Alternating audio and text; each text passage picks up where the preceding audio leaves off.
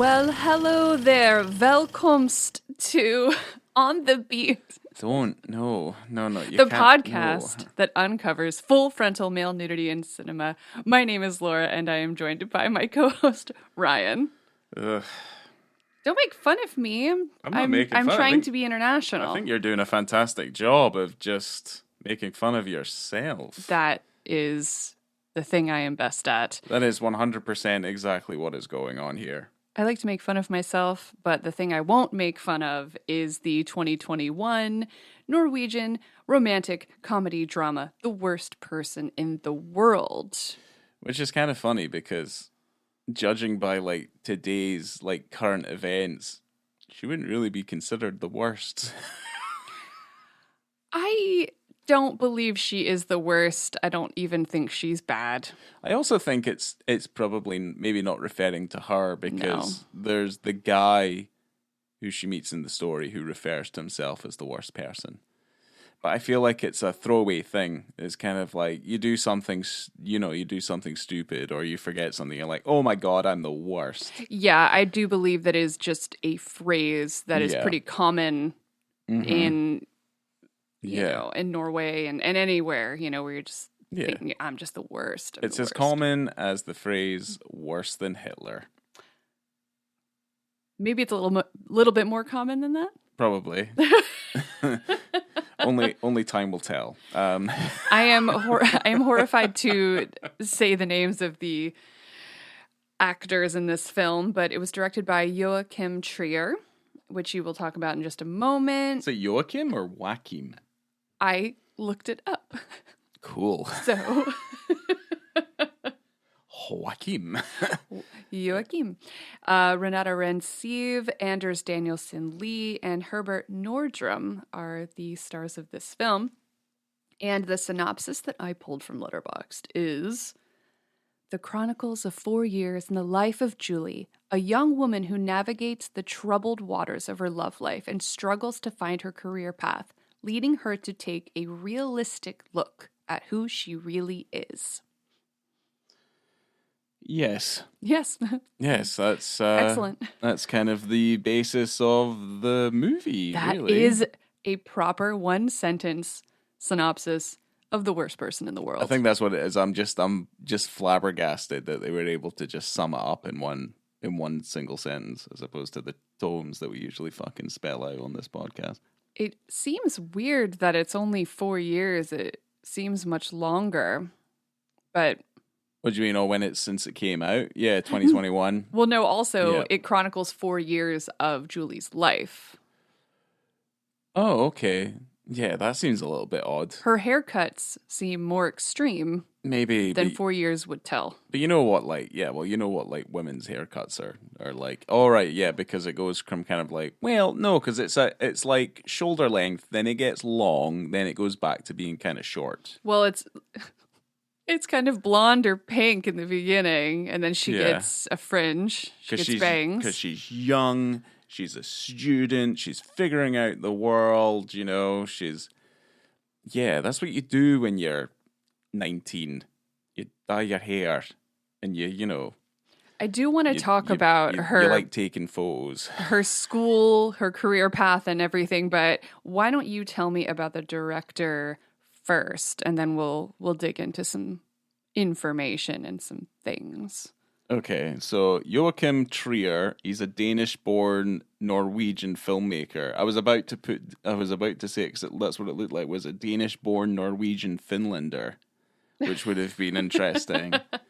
The absolute Scandinavian. So, in a nutshell, his films have been described as melancholy meditations concerned with existential questions of love, ambition, memory, and identity. I would agree. It's kind of in a nutshell, yes, that makes sense. But not a ton of information on the guy here. We have his films, and we also know that The Worst Person in the World is the final part of a trilogy as well. I think you're a little bit more little bit more versed in some of his other films, because this is the only one of his I've seen. The Oslo trilogy. Yes. But yes, starting off in 2000, we have Pieta. 2001, we have Still. Proctor, 2002. Reprise. Those are his shorts. Right. The first three are his shorts. That's fine. That's okay. I also did research. Yes, I'm glad you did. Thank you. Reprise in 2006. Oslo, August 31st, 2011. Louder Than Bombs, 2015. Thelma, 2017. The Other Munch, which I like, 2018. The Worst Person in the World from 2021. And Sentimental Value, which was announced as well. But I'm not surprised that he's got a follow-up coming after The Worst Person in the World. This film was relatively quite well received, and yes, it is the third part of the Oslo trilogy. Yes. Yes, it is. It absolutely is. Yep.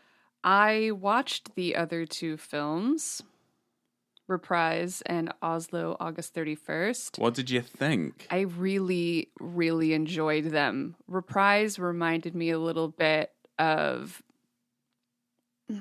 It just had kind of train spotting homages a bit, where it's kind of fast paced and we're introducing each of these boys. Yeah. And we're going to tell the story of these friends. This is the fucking 90s. Yeah. We're in Oslo and we're fucking doing listening it. to punk music. We're fucking doing it. We're being best young. friends. Smash your fucking heads. It's not a fun movie, so to speak, but it is very engaging. I find his films very engaging to where you don't pick up your phone, and I think that's very good. Yeah, I appreciate that. He does do a good job of keeping you hooked in. Because this was kind of, weirdly, I enjoyed this film more the second time around than I did the first time. But no, it was like, at least by its like third act's incredibly strong. So like I was, oh yeah, you're kind of hooked in at that point.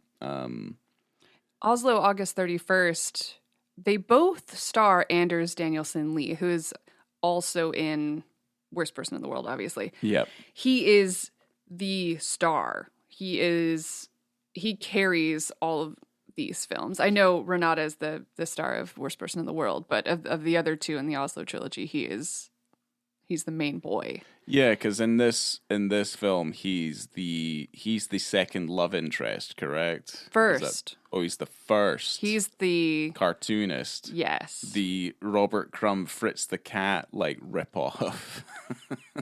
Obviously, yes. Robert Crumb doesn't exist in this universe because there's no fucking way litigation-wise they'd be able to continue having a cat like a naughty cat like underground comic like Fritz still like kicking around. There's no fucking way. Yeah, that was drawn by a Swedish comic book artist named Hans Allen Christensen. Yes, and not to say that like, you know, it's not welcome. It's definitely amusing in the film, and that's immediately what I jumped to is obviously the real life equivalent. It's okay, I'm not going to get into this yet. But our director, did you know he was a skateboarder? Did you go that deep? No, I mean, that's not really something I bring up on a film podcast, is that he likes to skate. Well, he filmed his skateboarding videos. That's kind of how he started getting into film. And directing. Oh, the actor. He filmed the actors. Or the actor filmed whose skating videos? Okay. Who filmed whose videos? Joachim Trier, the director of this film. Right. Also was a skateboarder. Okay. And he filmed skateboarding videos. Oh, also. Okay. I see. So, I get you. Thank you. No, that's fine. That's all right. So he's the Scandinavian Spike Jonze is basically what you're telling me. Okay. That's fine. No worries. Yes. There you go. Yeah. Okay. And I wanted to bring up, which I found incredibly interesting, is that Anders Danielsen Lee, who is Axel in the film, the comic book artist. Yeah. He's also a medical doctor in his life. Well, that's good. It's good to have something to fall back on. A renowned and awarded actor. Right. Who also, when he's not acting, has his own practice or works in a medical practice. He's a fucking Renaissance man. He says he would not he's like recommend. Da Vinci. He would not recommend that to anybody. It's very difficult. Well, being a doctor and an actor at the same time. Correct. I mean, to be perfectly fair, he should probably just pick the one profession. I know it's fashionable nowadays, just because we're all so poor, to have several different careers all running in conjunction with each other. But he seems to be doing okay if he's a doctor. And certainly, if he lives in Scandinavia, like Denmark or Norway or whatever, like the quality of life over there is far superior to anywhere else in the world. So, he probably could do with just having the one career. I think he's a little greedy. He's like doing what really you're trying well. to tell me. He's a little greedy. I think he wants too much. He wants too many bites of that big pie. I think he needs to rein it in a little bit. His filmography is quite extensive, and most of the films he's in that I've seen myself are quite good. So he's doing well. He's doing well. He is almost like our main character, Julie, who is trying to figure out her career as she's going to school in the beginning of this film to be a doctor, a psychologist, a photographer. Yeah. We have lots of interest in this life. Yeah, I you think might as well spread your wings. I think a lot of it came down to the fact that I think she was pressured into doing that by her family. It's like it's a sign of success is to become a doctor or a surgeon or a psychiatrist or to work in the medical field or whatever. That's kind of what I got from that. But then I think it's maybe it's a little bit easier to be creative in Norway.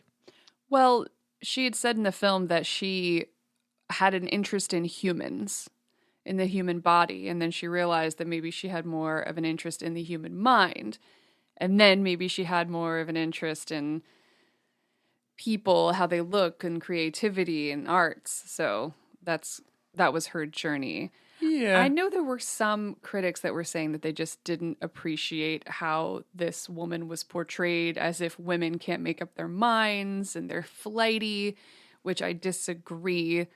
When you're going to school, and if you just go to school, you should be able to figure out what you like and what you don't like. I stopped going to school when I was, how old was I? Maybe 20. Because I realized I didn't know what I wanted to do. But if I had stayed in school, I would have been like Van Wilder. Yeah.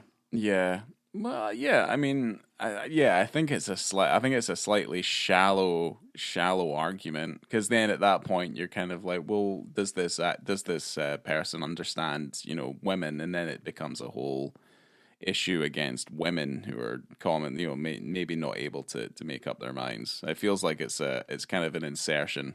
Well, you can't say because two men wrote the film and you have a lead character as a woman, you can't say automatically that they don't understand, Yeah, no, it's like, would a woman get a pass for writing a woman character? Does a man get a pass for writing a man character? Men can only write men. I don't know. This is 2025, Laura. Like we've seen far stranger things than just understanding that this character just isn't able to make up their mind. Really. Well, Renata had an opportunity to look over the script and have her input because there were men writing it and they wanted to get her opinion on the character, and she just thought it worked.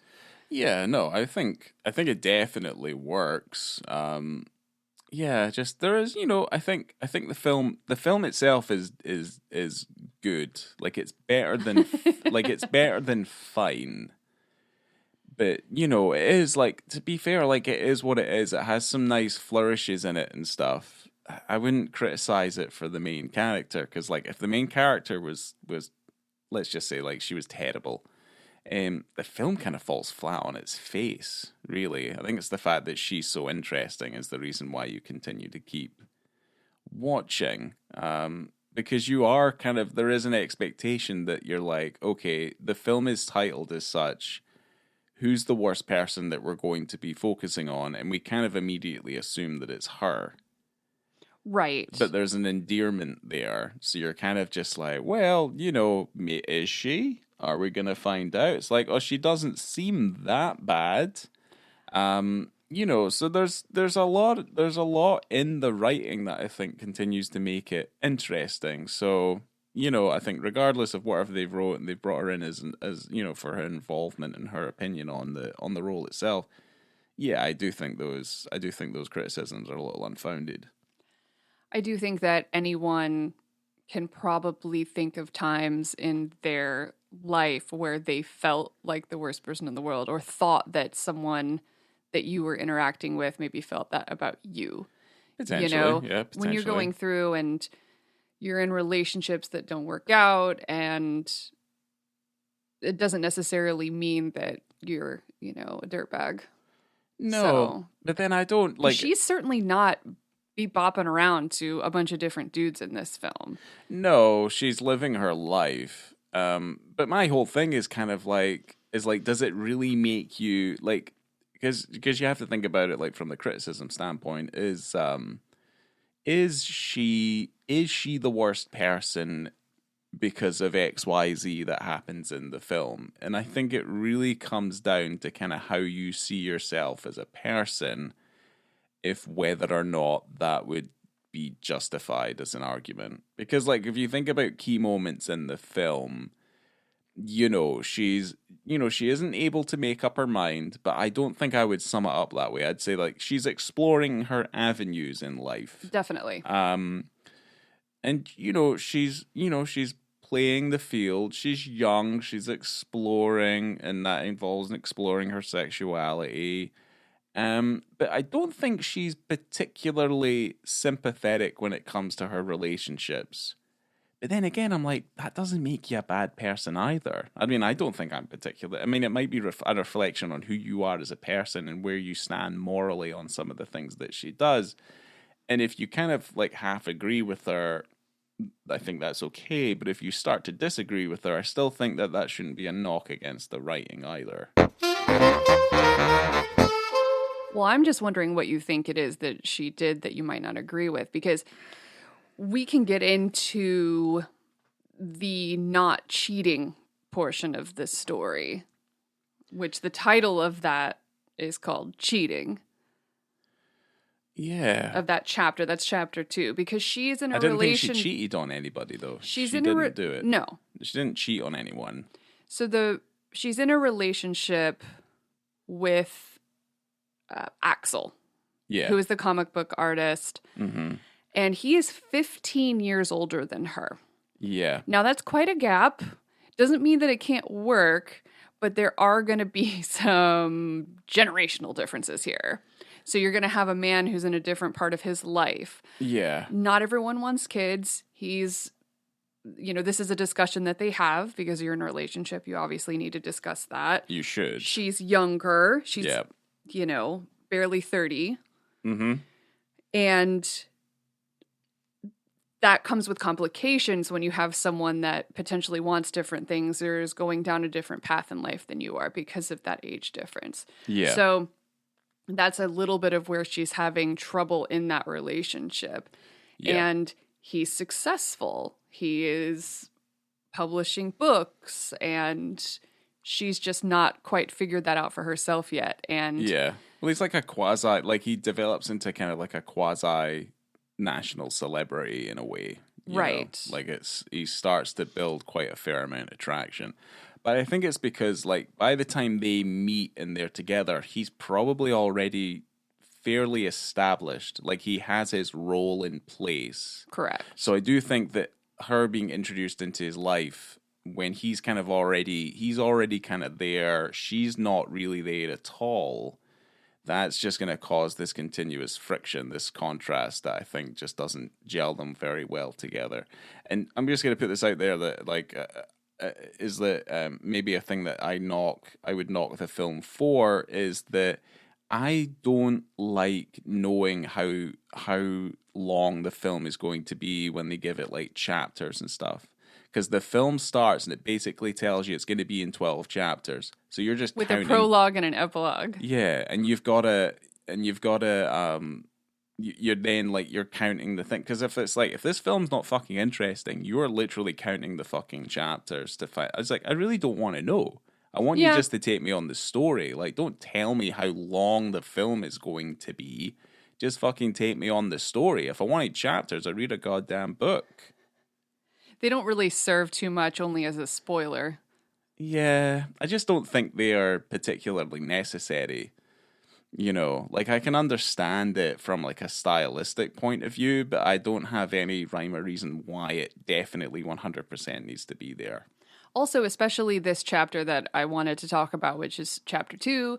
Yep. Cheating really gives you quite a sense of dread throughout that whole sequence because you don't want to see her cheating on Axel because everyone loves Axel. He's a really good boy.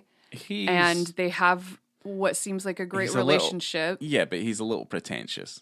Like, he's a little bit pretentious, and he is a bit of a know-it-all, and he feels like he's kind of teaching the world something. Like, I think he's a little pretentious, and I can see where there's a level of annoyance there.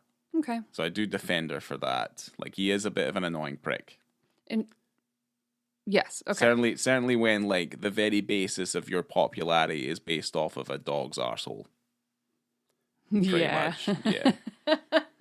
or the cat's asshole, either way. One of the most iconic buttholes ever is a quote from the film. Yeah, I mean, it's just it's just a starfish, dude. We've all got one. You've heard that phrase before, I'm sure. Well, in this chapter, she meets a man after she crashes a wedding. I even, oh my gosh, it's so hard to say that man's name. I evened. Okay, that's his name.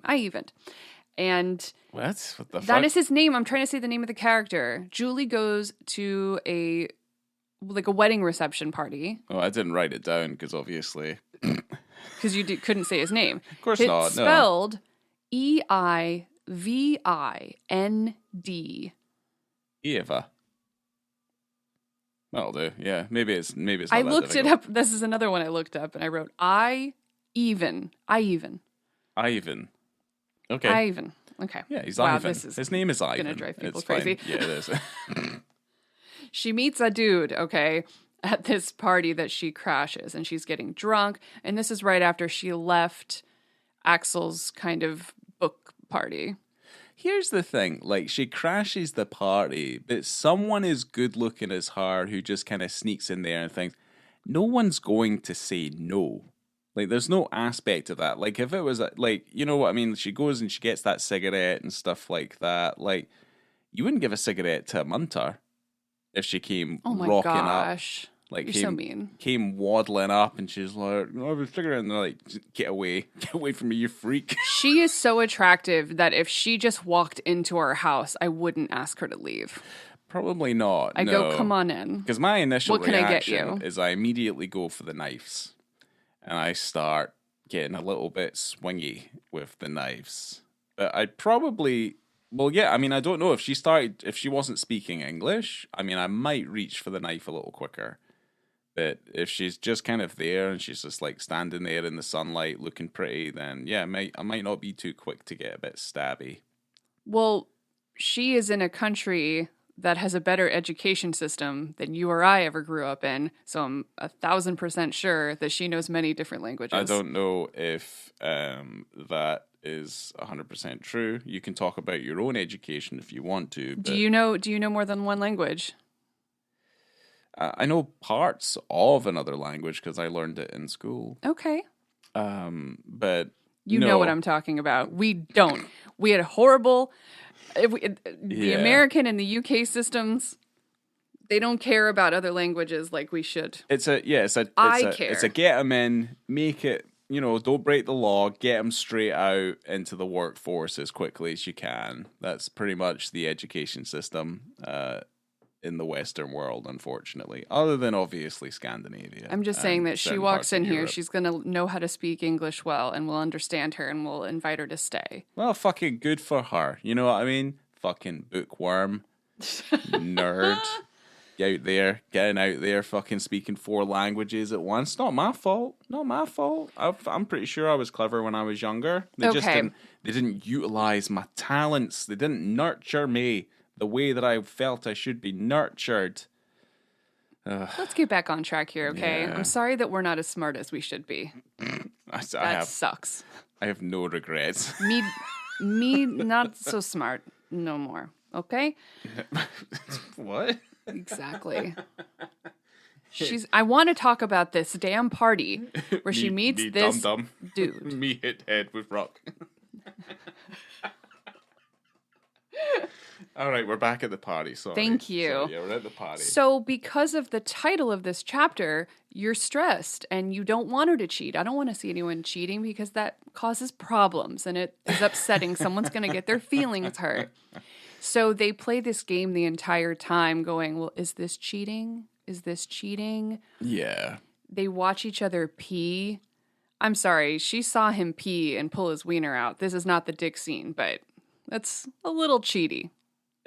Yeah, maybe. It's really close to the line, especially if it was just a man and she saw him pee, but she's flirting with this guy. Well, here's a scenario. The intentions are different. Well, here's a scenario, Laura. Like, what if you went into a public bathroom and someone's doing a pee and they're in one of the stalls, but the stall has no door, so they have no choice. They were like busting. They needed to piss. Like they needed desperately to go to the bathroom, and then you see them. And you see them peeing, and you're like, "Oh no, that's really unfortunate. It's that cheating."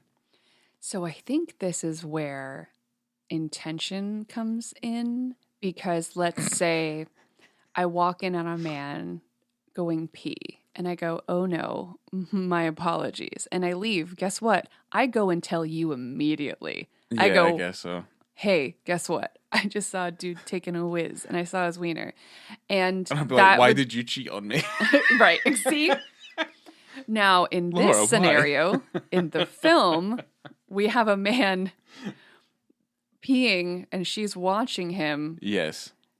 And then would she go tell Axel about this? I was in a bathroom and a man watched me pee, and then I watched him pee, and he would go, "Why?" Well, here's the thing, and then she says, "It's because I wasn't cheating on you." Suspicious. It's a little, no. I know exactly what you mean. I just wanted to describe it. But the thing is that like they show each other their genitals. She also farts in front of him, which is great. It's pretty funny. I mean, I do have a note in here that just is in block capitals, fart. Yeah, me too. So, but I understand it. I mean, the minute you start bringing into the conversation, it's just like, what are your intentions? It's like obviously you know that's sexual in nature regardless. Like there's an underlying chemistry that's there that you're just like, the minute you start figuring out your intentions, it's like, is this discreet? Are you discreet? Are you discreet? It's like, I'm just always going to be on Axel's side because I don't think that Ivan is as attractive as Axel. So I'm sorry. Axel pushed her away with his nonsense. I think she was a big part of his life, and he was under the assumption that things were fine. The problem is that they weren't. They Correct. weren't fine. And that's okay. And she but is... It's not okay. It's the crux. Well, no. It's the crux of the story. I'm saying that breakups are okay because when you're younger, maybe not so much for him, but this is what happens when you get into a relationship with someone who's more than a decade younger than you, right, is that things change. People do change. People change. People do change. Goals and everything. Needs, wants. I've been in that position before. Yeah, because we've been in relationships when you were younger, and I've been in relationships with people that are older, maybe not as old as this one, but yeah, things are different and things change. That 60-year-old man you dated. He was ready to retire, and I wanted to stay up all night. Money. And go to the discotheque and hang out with my friends. The discotheque? I don't know, because I'm young. Yeah, wait, that's old. Discotheque? Yeah, I don't know. Discotheque. Trying to make a joke. Anyway. Aging yourself terrible. There's differences. Yeah, no, there is. That can work. As long as I'm not a relationship counselor, but have good communication and don't just sit there complacent thinking that things are going to be just as so forever. You got to work on stuff. Yeah. Axel, you have to work on your relationship. Yeah, you got to keep that hot piece of ass in the house. Don't let her go outside. She's too cute. Yeah, she's far too attractive. Yeah, the only advice I can give, the main foundation of any relationship is a good basis of lies. You just kind of keep it. You got to keep your notepad clear so that you know all the lies that you've told. Exactly. So that you don't mix anything up. Because when you mix it up, you know, trouble. That's where suspicion comes in, and people are just like, hey. Real suspicious. Boy. Don't be suspicious. Yeah, no. But you shouldn't lie anyway. I don't lie. I always tell you the truth. I think that's my main problem. True. So they don't do a cheat necessarily, but they're really trying to find that line between what is cheating and what is not cheating so they don't feel guilty. And they end up running into each other again, which wasn't the intention. They didn't want to know each other's surnames, right? Wasn't that the thing? I think so they could find each other? Yeah, so it was kind of like, it's one step removed from actually going the whole way for a one-night stand. It pretty much is. But the thing is like, it's one of those magical moments where it's like, oh, you find the person of your dreams, like the counter person to your personality, and you spend the entire night up until the early morning the next day, like talking to them and stuff, which is, something that actually happens. But yeah, they didn't want to take it any further because then it would be bad. Because they are both in relationships. It wasn't just her. They're both in a relationship with other people. Yes, they are. So that's trouble. But they do end up running into each other again. She is working at a bookstore because she still hasn't figured out what she wants her career to be, which is totally cool. Working at a bookstore is very fun. Yeah. And certainly a Scandinavian bookstore is probably very, very tidy and very clean. And everyone probably is kind of nice,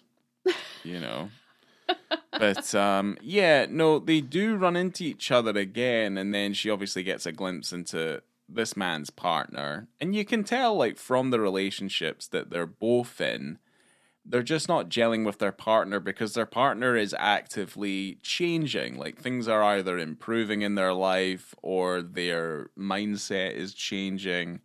So just there's a natural drifting apart that's happening, which is perfectly fine within the realms of reason and understanding. You know what I mean?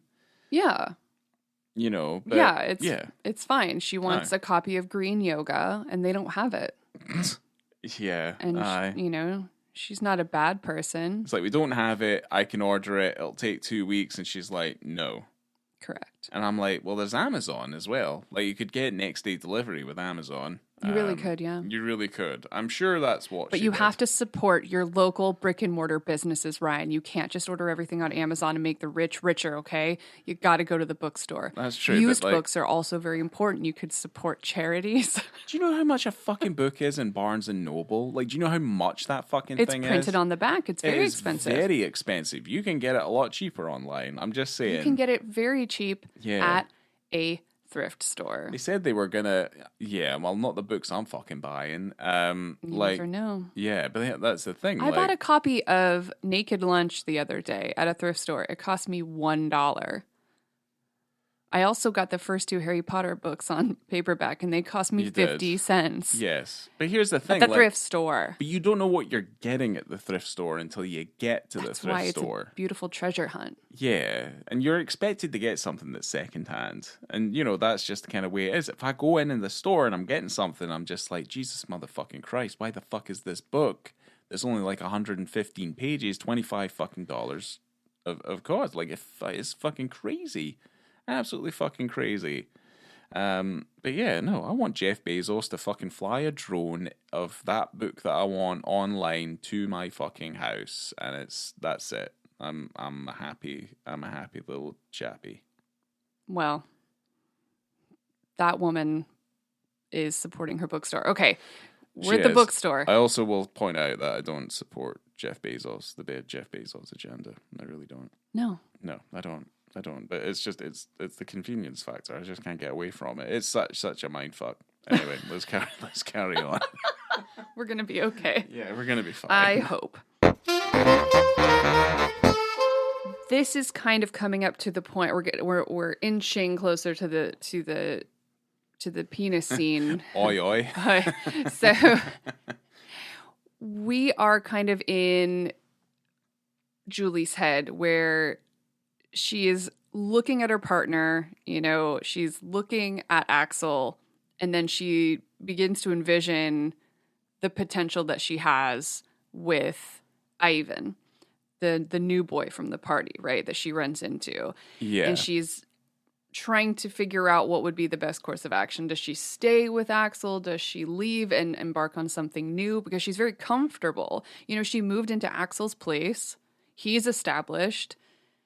Does she want to start something new with this new guy? I also think it's like a mindset of your 20s as well, is that you feel like she had just turned 30. Not that numbers matter, but she had just turned 30. 30 is an awkward age for many of us. It certainly was an awkward age for me. Like, it feels like you're like, oh no, I need to change something right now. Otherwise, I'm going to be stuck doing the same shit and I'm going to hate myself forever. I literally changed everything about when I turned 30. Yeah. I finished school. Right after that, I moved to Scotland. I met you. I started a new career. Mm-hmm. So everything changes. And I had some plans of my own, really, until you walked into my life and completely upended them. But yeah, no, so we're in agreement. Thank you. But no, this is probably the most innovative, interesting scene in the entire film. Absolutely. And it is interesting. I mean, I like it. Like, I like how time is frozen and she's walking around these, these pictures, these moments as time is frozen. And it's like, it's like time stands still. And it's kind of like, because in any other film, you'd be like, this is stupid. Like in a romantic comedy, this started happening, you'd be like, it would be terrible. Yeah, and it'd be something stupid. It'll be like that bit with Quicksilver in those X-Men movies. Like it'd be fucking stupid. Well, those are awesome. Dumb. Yeah, but it makes sense for Quicksilver in those movies for him to be able to do the things that he does. This is meant to be real life, but it's like a metaphysical fantasy version of your imagination sort of thing. So if you saw this in a romantic comedy with fucking, I don't know, Jet Black and fucking Cameron Diaz, you'd be like tearing your fucking head out. So she's Zach Morris's the world, right? So she pauses everything and runs out and runs to the coffee shop where Ivan works, and here's the everything is paused. Everyone is standing still. And what I like about this is that whole scene was done without CGI. So she's running through the streets of Oslo. Everyone is frozen, cars, everything, people, standing still. Mm-hmm. And when they were shooting it, the extras would stand frozen.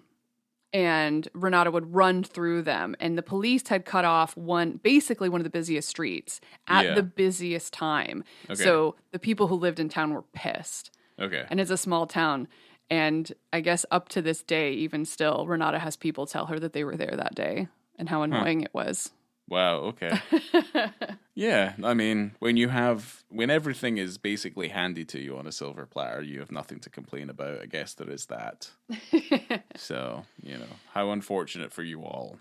Well, but it's one of the most effective scenes in the entire film, and it just works. When it works, it works. So it makes me wonder, and I know that their breakup, Axel and Julie, is kind of inevitable just because of where they were and the trajectory of her life. But it just makes me wonder how much longer they would have stayed together if that dude hadn't have shown up at her bookstore. Because I don't like this guy. He annoys me. You just want to see him. I just want to see her with Axel because I like that guy. Yeah, but here's the thing, like... Yeah, well, I can tell where your attractions and stuff lie, but like, I don't think Ivan's that bad.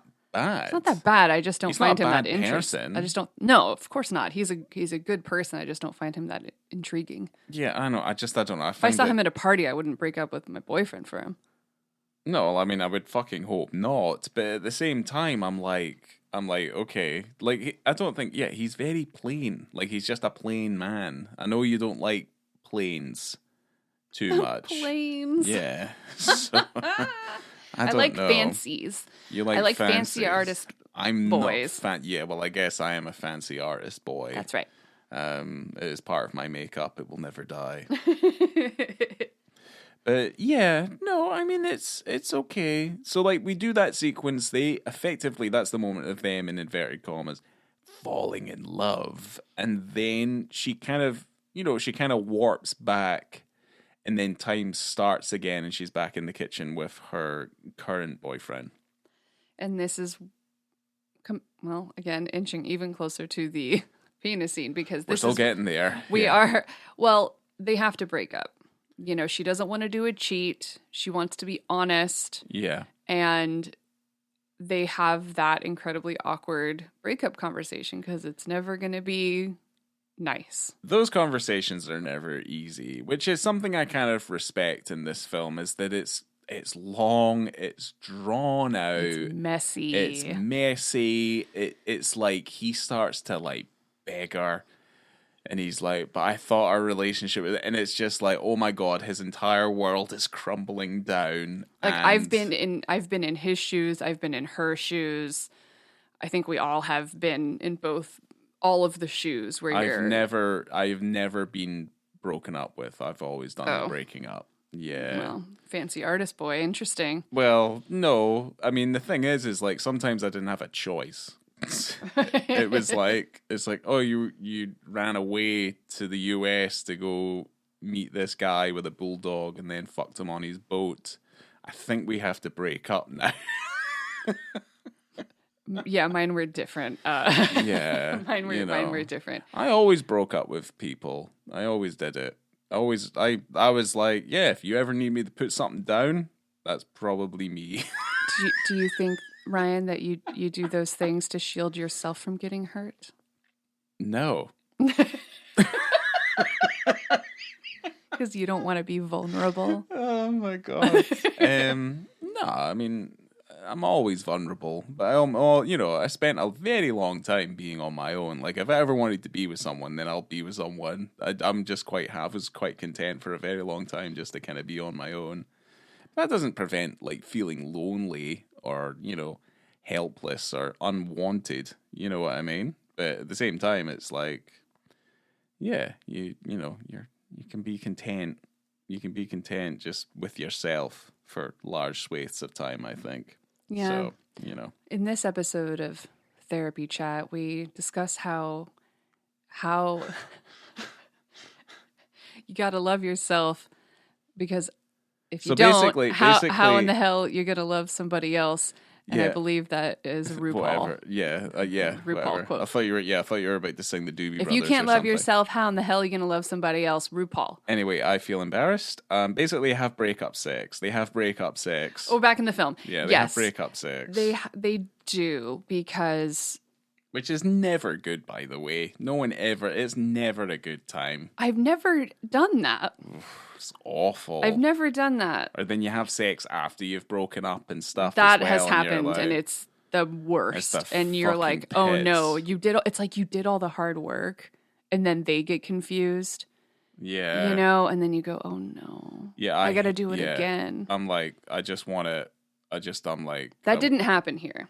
Yeah, you just feel icky. But anyway, yeah, this didn't happen here. She still breaks up with him. She still leaves. But basically the sex is like the thing that puts the nail in the conversation, because the conversation has to end. Like, it has to. Right. Because you have to escape from this scenario. Because it fucking sucks. Yeah, the air gets really thick and sad. So I just wanted to put a marker on this. It's 1 hour, 8 minutes, and 5 seconds. This is about the penis scene. So this is the post-breakup sex, and this is them laying on the floor having a chat. Yeah. And it's quite sad and emotional, but then that this is something that she has to do. Yeah. And they're discussing that maybe they'll get together again someday. And she says maybe, and she believed it, and she thought that maybe they would, because she does love him and she does care about him. Mm-hmm. But it just isn't, their timelines aren't syncing up at the moment. Nothing's working at the moment. So, but she goes to leave, she gets up, she's walking down the hallway and it tracks back a little bit. Yeah. And it's another one of our favorite things. It is an absolute favorite. Standing there, just porky pigging it as he watches her leave. And sad man.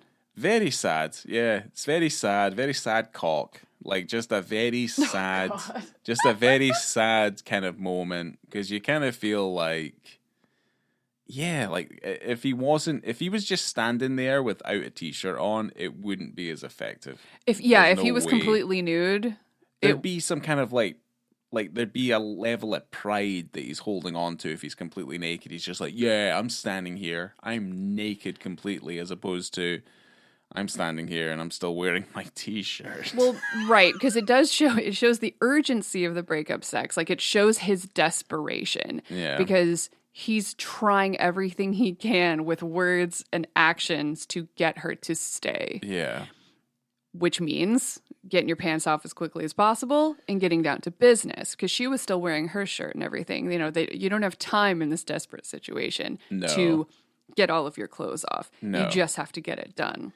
Yeah. And it shows how comfortable he is with her because they'd been together for, I assume, a couple of years. Yeah, I mean, that's unquestionable. But yeah, it's obvious they've seen each other's bits and bobs. Well, yeah, I mean, yes, that is quite clear, but it's obvious that they have had a comfortable relationship together and where no matter what circumstance, he feels comfortable around her. Yeah, but she goes running straight towards the other one, Ivan, basically. And their relationship continues with the rest of the story. Because I don't know, like, I don't really want to kind of go from it beat to beat. We're kind of getting near to the end. It's like that their breakup is kind of like the center point in the film because it's basically about an hour. The film's about 2 hours long.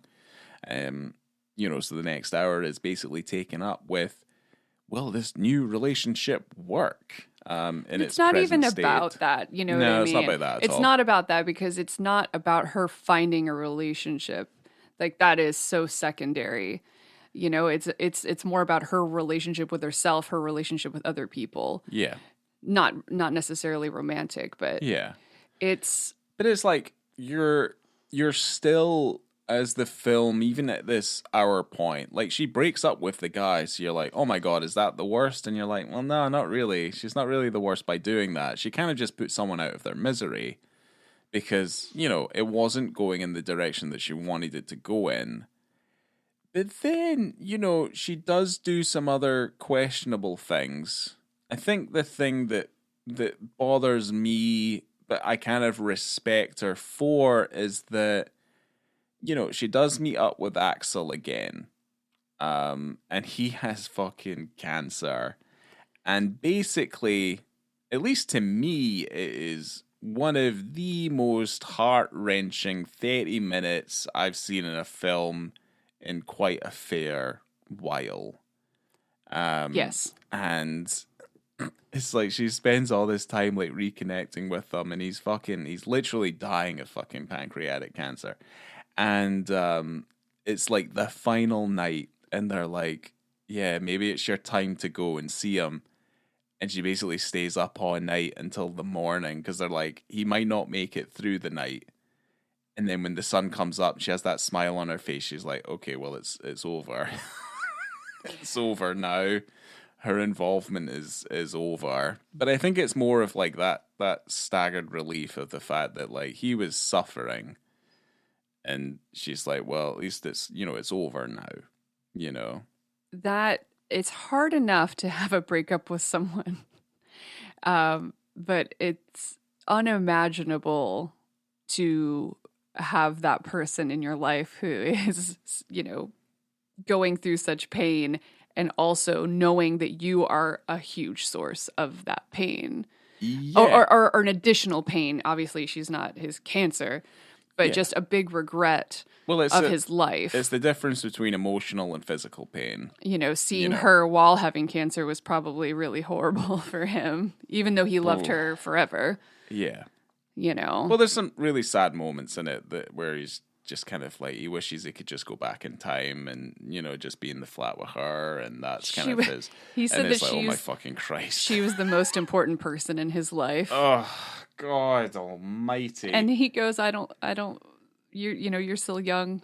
I probably won't be the most important person in yours. It's like, oh God. But I do think it's great that she went to see him. That part is really hard to watch. It's also it is very difficult to watch. It's also, but it's amazing. If it was me, I'd maybe tone down on some of the things I said to that person if I'm dying of cancer, because like the situation's bad enough. I don't need to make this person feel potentially worse, because like that's kind of what he's doing.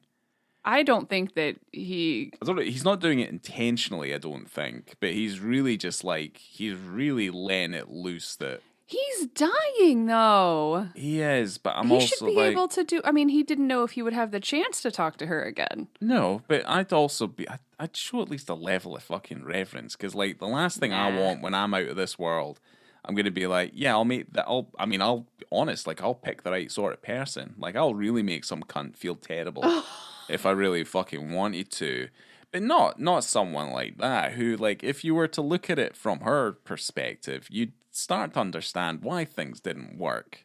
Because if you have, like, so little regard and you're such a selfish bastard that you're just like, well, look, I'm going to use my cancer as the emotional crux that I'm going to use to guilt you for the rest of your fucking life. I disagree. That's what it feels like. No, he said some really lovely things to her as well. He did, but it's also kind of softened by things that are like kind of fucked up, where you're like, why are you telling me that? It's like, I'm not fucking interested. Thank you very much, Axel. Wow. Yeah. How did your animated movie go? No butthole. Yeah, exactly. Exactly. This film, a lot of people probably saw because it was very popular during the awards season. Yeah, it's one of the big Oscar contenders of the year, I remember. It premiered it was on the tip of everyone's tongue. The tip. Yes, the tip. Speaking of the tip, no. It premiered in competition for the Palme d'Or at the 2021 Cannes Film Festival. What won that year? 2021. These are the kind of questions I need to just think that you're going to ask me. Because when did Titan come out? Was that 22? Probably was. You know what? I was talking about this movie before we watched it, maybe like a week ago, and I was like, it came out last year. Well, don't worry. That was. I do that to you anyway, because then I don't also have the answer. So I'm gonna see which one won the Palme d'Or. And it might be what it is. Actually, it's Titan. It was Titan. Yeah, fuck yeah, I'm a fucking smart motherfucker. It was Titan. I don't know why, but Titan does feel like it came out several years ago, but this one doesn't. I don't know. But Renata won Best Actress for that film. It was also nominated for Best International Feature Film and Best Original Screenplay at the Academy Awards. It did not win, but it won Best International Independent Film at the British Independent Film Awards. Yes. Okay. Oh, dog's here.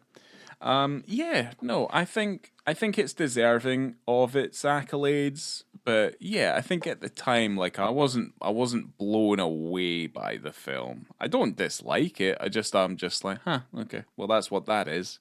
But I'm glad that it's at least given Joachim his, like, the opportunity to continue to make films on a slightly more international platform. Because now that, people know that he made The Worst Person in the World, it gives him just a little bit more of that international acclaim. So I think it did have a more far-reaching interest than just being another nominee of the foreign films section for the Academy Awards. So yeah, and the other two, if anyone has an opportunity to watch the other ones in that, kind of Oslo trilogy or whatever, they're really, really good. And if you thought this film was sad, just wait, because the other ones are pretty sad too. Because other than his shorts, he only has 6 features for the most part. So yeah, it's not an extensive filmography. No, they're a lot of them are very watchable. Jesse Eisenberg's in one of them. I haven't seen that one. I only watched the. Oh, you know what? I think I've. Louder Than Bombs. That one. I haven't seen that one yet. I have. We have watched that. I think either I've watched it or you've watched it. Not me. Okay, well, unless I'm mixing it up with I something log else. everything on Letterboxd. Everything. I know what I've seen. I have a memory, so here we My go. memory I don't trust. Letterboxd I do. Would you like to get into your ratings, sir? Would you like to go first for visibility and context? So yeah, visibility and context are relatively quite high. I would probably give it about a 4. Contextually, I think it makes sense from them having just had breakup sex, but I think it's the it's the meaning behind it and what the shot itself means to that particular character's what he's feeling in that moment is also demonstrated by how he physically appears. So without the t-shirt, I think there's a little bit more of a connotation that he's a little bit prouder. He's a little bit more like, well, I'll survive without you sort of look to him. So for him to be kind of standing there pathetic, flaccid, with his white t-shirt on, sad look on his face, the sad cartoonist, Porky Pig in it. I think it's effective. So it earns its stars, I feel like, for that. And it's more effective. Plus, as much as it's a sad scene, because it is pretty sad, that's also there is a level of amusement out of at least that moment. And I feel like that's quite welcome at that point. Because this film, as much as anything else, of it being a drama and stuff like that, it is actually genuinely funny. It is amusing. Yeah. So, I can really only echo what you said. I also gave it a 4. I do think that it is very important to show in this post-breakup sex situation the vulnerability that Axel is displaying and just kind of putting everything out on the line. It shows literally what just happened. They did have sex, so why would he be wearing any underwear, wearing any pants or anything? Yeah. But just the fact that he is there, he's being vulnerable, he is desperate, and he is sad. And, I think that is important for that character, especially considering where he ends up. Yeah. And how... sorry, I don't know. It sucks. Yeah, it does suck. It does suck. But I think that's just a genuine good moment for that character, and the Porky Piggin is always a real treat. Yeah, it's always something that's quite welcome when it does happen. Yeah, and it just kind of being there in that wide shot, and it was like kind of tracking backwards and just seeing him just there alone, no pants. And yeah, I think that's a really excellent moment. Yeah, there we are. There we are. What about the film? So I gave the film a 4. Probably deserves more of a 3.5. But really, it's a film that teaches all of us everyone wants kids eventually. No, that is not true. I mean, that's the moral of the story. You're fine. Yeah. What, like everyone that says that they didn't want kids end up having kids eventually. Yeah, even it though was only the universe that prevented her from having a child, in that she miscarries the child that she's impregnated with. Yeah, that's but then when she's on her own, the universe speaks to her and basically says, "No, we're not going to do this to you." And then miscarries her. But no, I would say it deserves it. I gave it a 4 because I think I enjoyed the last 30 minutes more, or at least it was more gripping. Not so much enjoyed. It's far more gripping this time around than it was the first time around. But probably, like, realistically, it probably deserves more of a 3.5. Like, if I'm being actually critical of it. So, well, you can keep the 4. I gave it a 4.5. I gave it a 4.5 when I saw it the first time, and I gave it a 4.5 this time. It's an incredibly engaging story. I think it's interesting. Everyone's good looking, so it's nice to watch. It's not very long, and I just really enjoyed the journey, and I enjoyed how funny it was, and how sweet and how sad. I really do like a film where you can laugh and you can cry if you feel like it. I try to keep myself out from crying because I don't feel like crying. Life is sad enough as it is, but I think it really is a good balance between both. And I like this movie. 4.5. Yeah, it's decent. It's decent. Can't wait for that next Criterion sale. Put it in the cart. Oh boy. Add to cart. Mm-hmm. Well, anything else you want to add? No, not really. I mean, we're never gonna have children. Kids. Ew. Gross. The music in this movie is great, by the way. Christopher Cross, Siamonde. That's all. That was the only thing. Yeah, no, actually, the soundtrack to this film is actually incredibly good. I'm surprised that Siamonde. we didn't bring it up. But yes, no, it's very good. Even just the score that they have for the film as well, I think is very, very good. But yeah, no, there you go. Excellent. That's it. Well, thank you. Another wonderful film. Our very first film from this region. Yeah, it certainly might not be the last. So no, unfortunately, there's no wieners in the other two of Joachim's movies that I've seen. So we'll just have to keep looking. But thank you so much for being here with me today, Ryan. And I don't thank the dog for being loud, but you're the editor king, so I won't have to worry about it. No one will ever know except for now. We were speaking over the entirety of his loud and obnoxious entrance into our podcast studio. So I am holding him now, and I am stroking his chin, and that seems to be working. So I know you can't see him, listeners, but he's very cute. He's adorable. I fucking love this dog so much.